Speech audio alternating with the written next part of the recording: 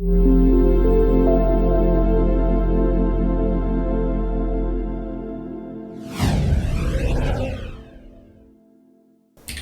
book of Genesis chapter 44, a silver cup in the sack.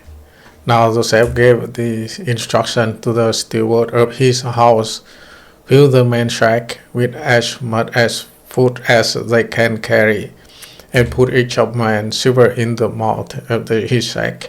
Then put my cup, the silver one, in the mouth of the youngest one's sack, along with the silver for his grain. And he did as Joseph said.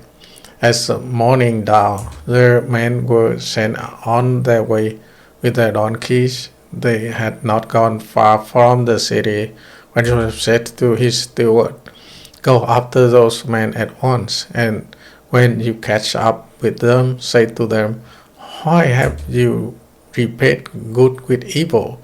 Isn't this the cup my master drank from and also used for divination?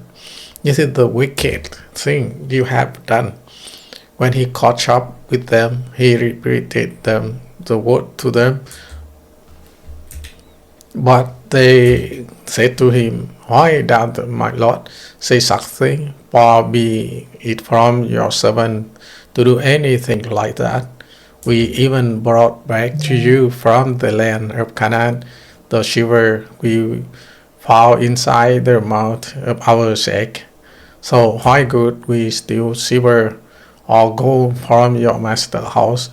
If any of our servants is found in have it, he will die, and the rest of us will become my Lord's slave.' 'Very well, then,' he said, 'let it be as you say. Whoever is found in it to have it will become my slave.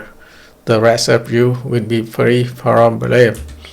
Each of them quickly lowered their sack to the ground and opened it. Then the steward proceeds to search, beginning with the oldest and ending with the youngest. And the cup was found in Benjamin's sack. As this, they stole their clothes. Then they unloaded their donkey and returned to the city. Joseph was still in the house when Judah and his brother came in, and they threw themselves to the ground before him. Joseph said to them, 'What is this you have done? Don't you know that a man like me find things out by divination?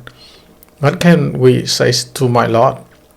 Judah replied, 'What can we say? How can we prove our innocence? God has uncovered your servant guilty.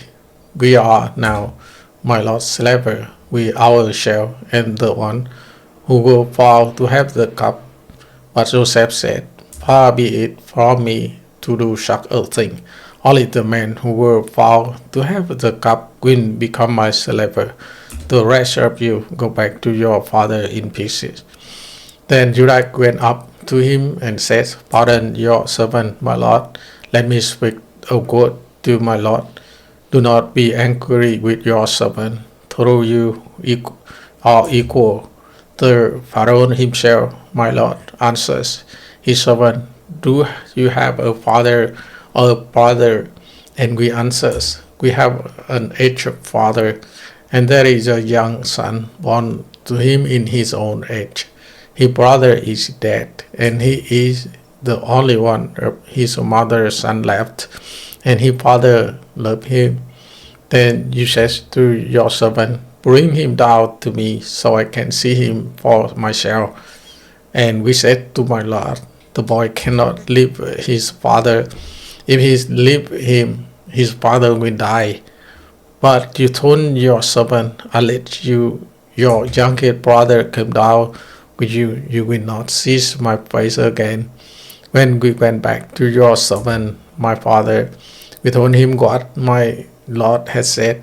Then our father says, "Go back and buy a little more food." But he says, "We cannot go down.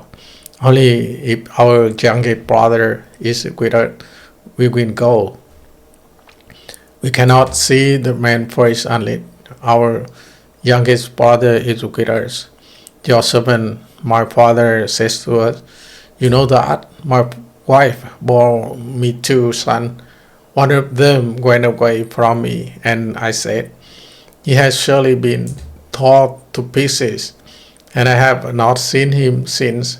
If you take this one from me too, and harm come to him, you will bring my gray head down to the grave in misery.